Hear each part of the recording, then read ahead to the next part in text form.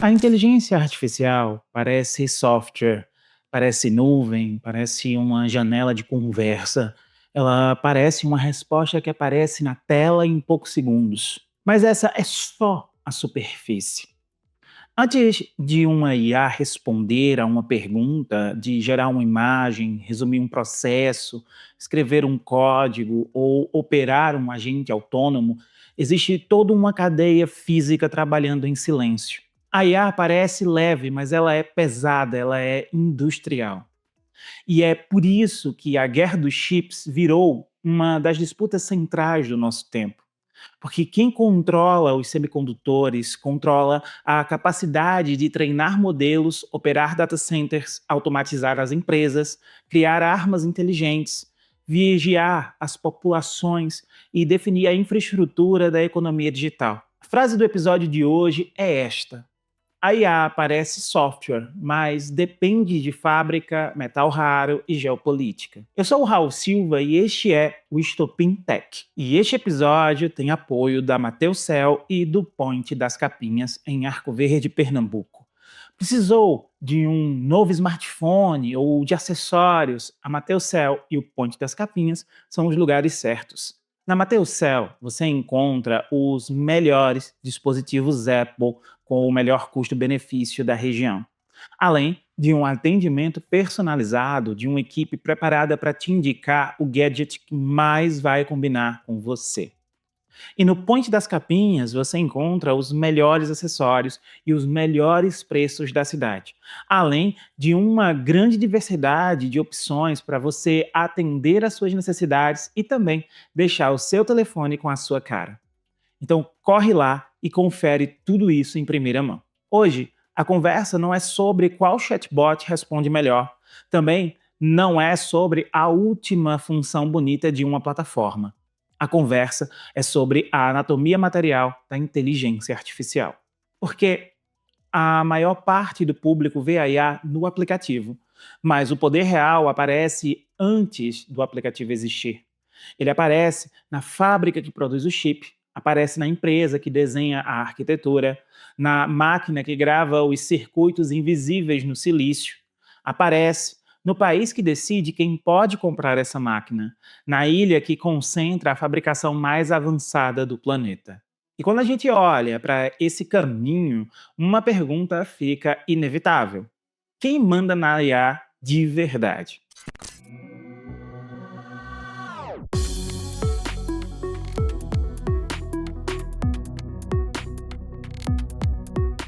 Para entender a guerra dos chips, primeiro é preciso tirar a IA do campo da abstração. Um modelo de inteligência artificial, ele não roda apenas porque alguém escreveu um algoritmo brilhante. Ele precisa de poder computacional, precisa de processadores que sejam capazes de fazer trilhões de operações matemáticas em paralelo. Ele precisa da memória muito rápida para alimentar esses processadores e precisa de uma rede para conectar milhares de máquinas. Precisa da energia para manter tudo isso funcionando. É por isso que a Nvidia virou a peça central dessa história. A empresa transformou GPUs, que antes muita gente associava principalmente a gráficos e jogos, numa infraestrutura de inteligência artificial. Nesse nosso ano fiscal atual, 2026, a Nvidia registrou uma receita de aproximadamente 215,9 bilhões de dólares, uma alta de 65%. Só a área de data centers chegou a 193,7 bilhões de dólares no ano. Isso mostra que o dinheiro da IA não está apenas no aplicativo final, está na infraestrutura que permite a IA existir em grande escala. Mas existe uma coisa que precisa ficar clara: a Nvidia desenha os chips, ela não fabrica os chips mais avançados sozinha. O desenho precisa virar silício, e aí entra o centro nervoso da cadeia: Taiwan.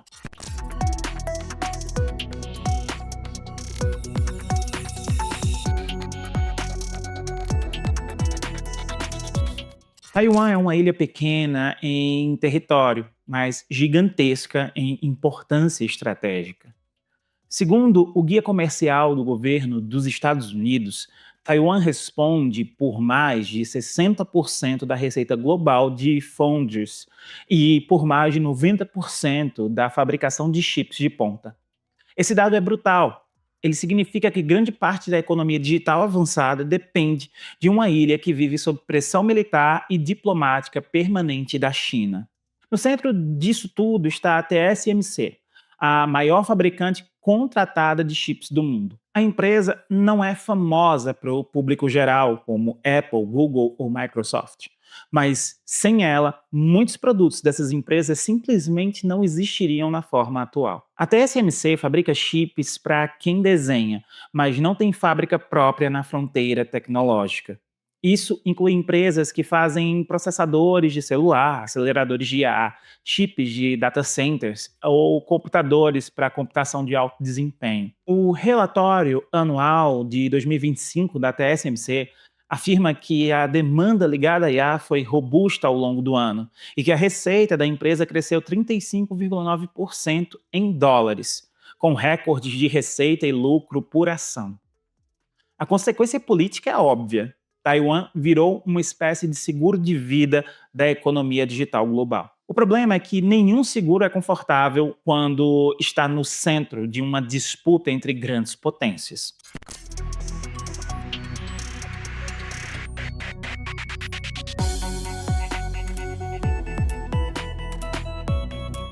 Existe uma expressão muito usada para se falar de Taiwan, o escudo de silício. A ideia é bem simples. Como o mundo depende dos chips fabricados ali, qualquer conflito no Estreito de Taiwan teria custo econômico global gigantesco.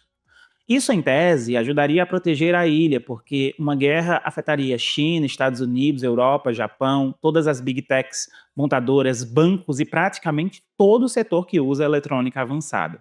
Mas esse tipo de proteção, ele é meio ambíguo.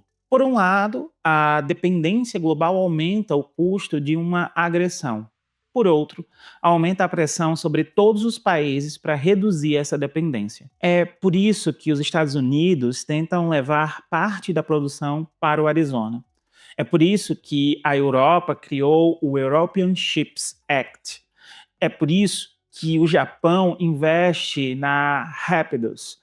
E é por isso também que a Coreia do Sul e Taiwan ampliam capacidade, que a China quer escapar do bloqueio tecnológico. A guerra dos chips não é uma guerra de um país contra o outro de uma forma simples.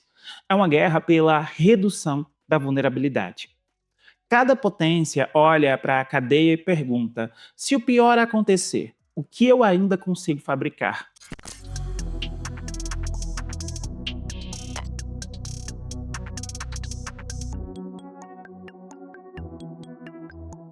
Agora entra a empresa mais importante que muita gente nunca ouviu falar, a SML.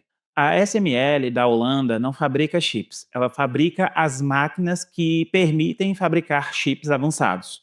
Mais especificamente, ela é a referência mundial em litografia, o processo usado para desenhar os circuitos minúsculos do silício. Pensa numa gráfica microscópica, só que absurdamente mais complexa. A litografia ela projeta padrões sobre uma bolacha de silício, uma espécie de wafer. Esses padrões formam as estruturas do chip. Quanto menores e mais precisos os padrões, mais transistores cabem no mesmo espaço. E quanto mais transistores cabem, mais desempenho e eficiência podem ser alcançados. Nos chips mais avançados, a tecnologia decisiva é a EUV, litografia de ultravioleta extremo. Ela é uma das máquinas industriais mais complexas do planeta. Não é uma máquina que se compra como quem compra um servidor. É um equipamento gigantesco, caro, cheio de fornecedores especializados e dependente de reconhecimento acumulado por décadas. Em 2025, a SML registrou 32,7 bilhões de euros em vendas líquidas, 9,6 bilhões de lucro em euros e 4,7 bilhões em pesquisas e desenvolvimento.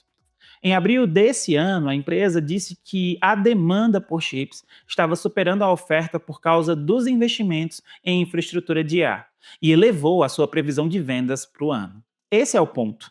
A IA passa por uma empresa holandesa que vende máquinas para poucas fabricantes capazes de operar no limite da física. A disputa pela ASML é tão séria que, em junho desse ano, a empresa teve que negar publicamente relatos de que a tecnologia EUV teria chegado à China em violação de controles de exportação. A própria existência desse episódio mostra o valor geopolítico dessa máquina.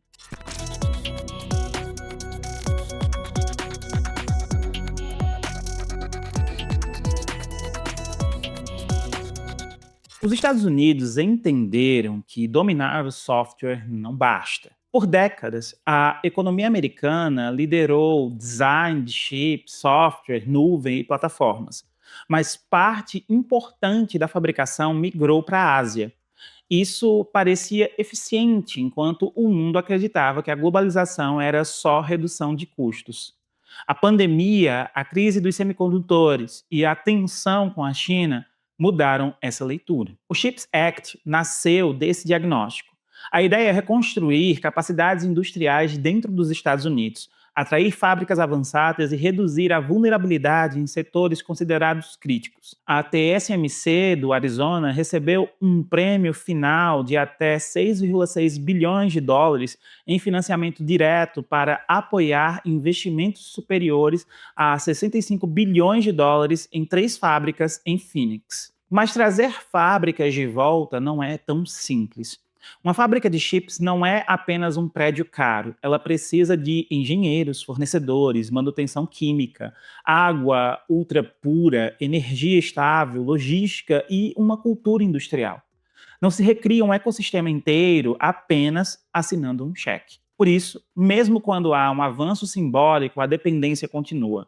A produção de wafers nos Estados Unidos ajuda, mas a cadeia completa inclui empacotamento avançado, memória, equipamento de fornecedores que ainda estão espalhados pelo mundo. Os Estados Unidos também usam outra arma, o controle de exportação.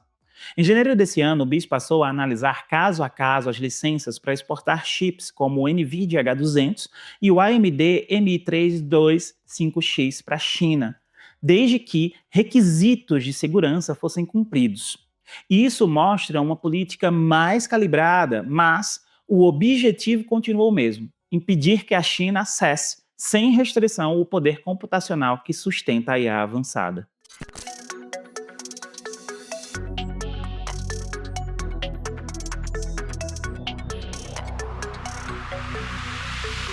A China, por sua vez, entendeu a mensagem americana: chip é soberania.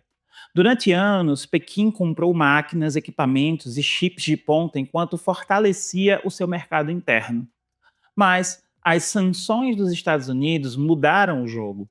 O bloqueio não impede totalmente a China de avançar, mas aumenta o custo, atrasa a fronteira e força o país a criar alternativas. A resposta chinesa vem por vários caminhos. Um deles seria acelerar fabricantes nacionais, como SMC e Huawei. Outro é fortalecer empresas como a Huawei, que tenta substituir chips de IA da NVIDIA no mercado chinês. A Reuters informou que a Huawei preparou remessas em massa do chip de IA Ascend 910C em 2025. Justamente no momento em que empresas chinesas buscavam alternativas aos chips americanos. Esse movimento acabou ganhando força com a adaptação de modelos chineses para chips domésticos. A Reuters informou agora em 2026 que grandes empresas chinesas correram para garantir os chips Huawei Ascend após o lançamento de um modelo da DeepSeek adaptado a esse hardware. O detalhe é importante.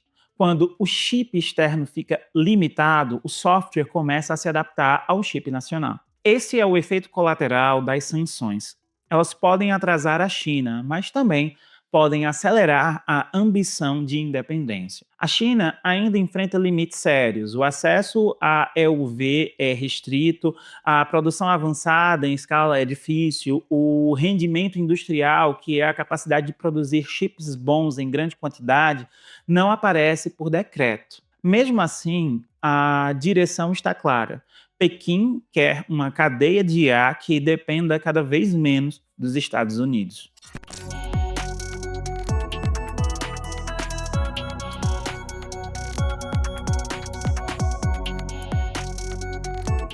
A guerra dos chips não acontece só no silício. Ela também passa por minerais e materiais estratégicos. Sem eles, não há um semicondutor, não temos memória, não há óptica de alta velocidade, não há ímã avançado, não há equipamento militar moderno e muito menos uma transição energética na escala prometida. A China sabe disso e usa essa posição. A Reuters informou que Pequim aumentou a fiscalização sobre exportações de índio, material usado na produção de fosfeto de índio, relevante para chips ópticos de alta velocidade em data centers de IA. A China responde por cerca de 70% da produção global de índio. Também há pressão em terras raras e minerais críticos. O G7 criou uma aliança para reduzir a dependência da China em materiais estratégicos, justamente porque essa cadeia virou uma vulnerabilidade para defesa, tecnologia e energia. Percebe aí a inversão? Os Estados Unidos pressionam a China pelo lado dos chips e das máquinas. A China pressiona o Ocidente pelo lado dos materiais. Um lado controla parte da tecnologia de ponta, o outro controla parte relevante dos insumos críticos. A IA, nesse cenário, deixa de ser apenas uma corrida empresarial. Ela vira uma disputa de Estado.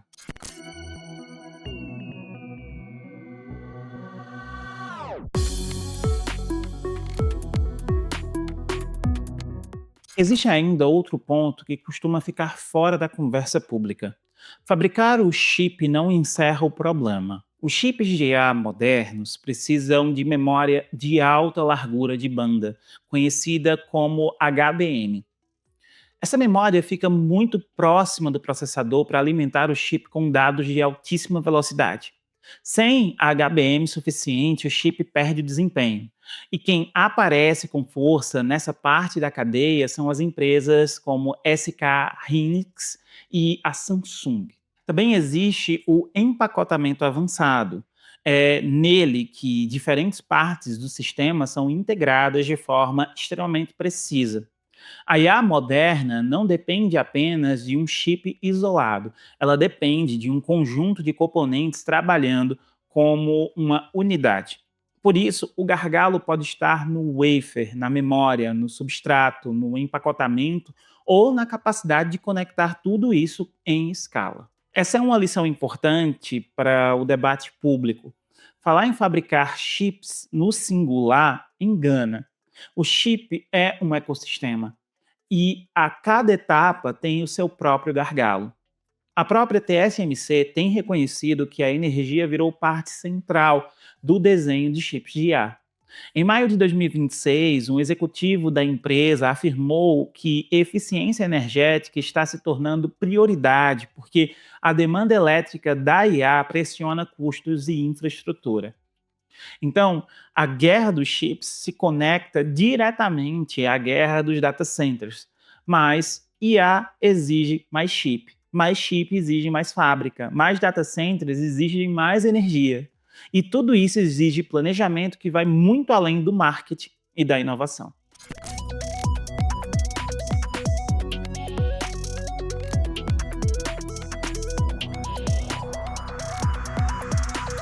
O Brasil não está no centro da guerra dos chips. Essa é a primeira honestidade. O país não fabrica chips avançados na fronteira de 3 nanômetros ou 2 nanômetros. Não tem uma ACML, não tem uma TSMC, não tem uma NVIDIA e não controla uma cadeia robusta de semicondutores capaz de sustentar sozinha uma política de IA em grande escala. Mas isso não significa que o Brasil deve ficar fora do tema. A nova Indústria Brasil, lançada em 2024, fala em impulsionar o desenvolvimento industrial até 2033 e inclui a transformação digital e tecnologias de interesse para soberania e defesa entre suas missões. O programa prevê 300 bilhões de reais até 2026 em financiamentos, recursos não reembolsáveis e participações acionárias. O Plano Brasileiro de Inteligência Artificial também foi aprovado no âmbito do Conselho Nacional de Ciência e Tecnologia em 2024. O ponto central é que não existe IA soberana sem pensar em infraestrutura, computação, dados, energia e dependência tecnológica. O Brasil talvez não vá disputar a fronteira mais avançada de fabricação no curto prazo, mas pode disputar design especializado, encapsulamento, sensores, semicondutores de potência, chips para agricultura, saúde, defesa, energia, telecomunicações e aplicações industriais. Também pode formar engenheiros, atrair centros de projeto e amarrar a política de IA com a política dos semicondutores. O erro seria achar que soberania digital se resolve apenas comprando nuvem ou instalando um data center. Sem o chip, sem as capacidades computacionais e sem o domínio de parte da cadeia, o país vira um cliente da inteligência artificial dos outros.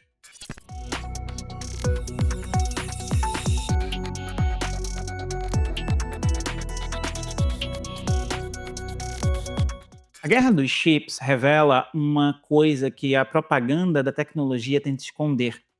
A IA não é imaterial. Ela tem corpo. O corpo da IA é feito de silício, cobre, terras raras, energia, água, máquinas de litografia, fábricas limpas, engenheiros especializados, patentes, sanções, contratos e até mesmo rotas marítimas. A pergunta sobre o futuro da IA não é apenas quem tem o melhor modelo, é quem consegue fabricar o chip.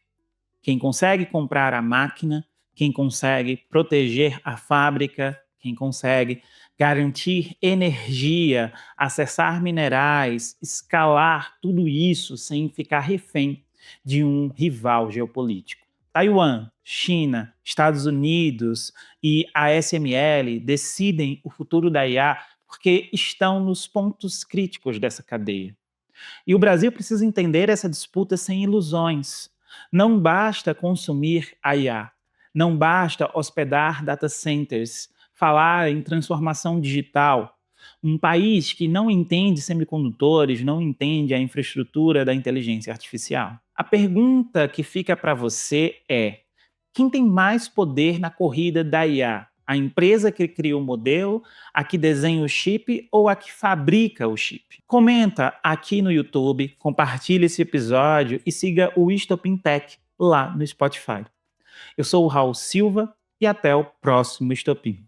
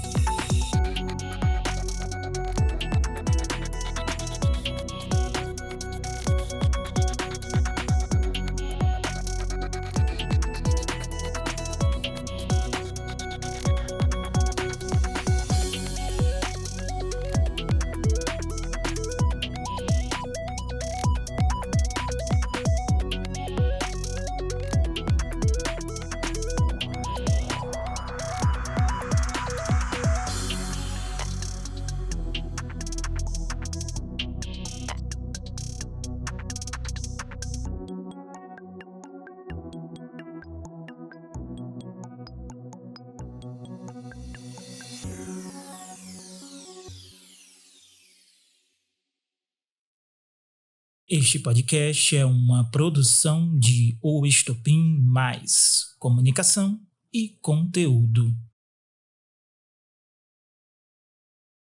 Gravado nos estúdios de O Estopim.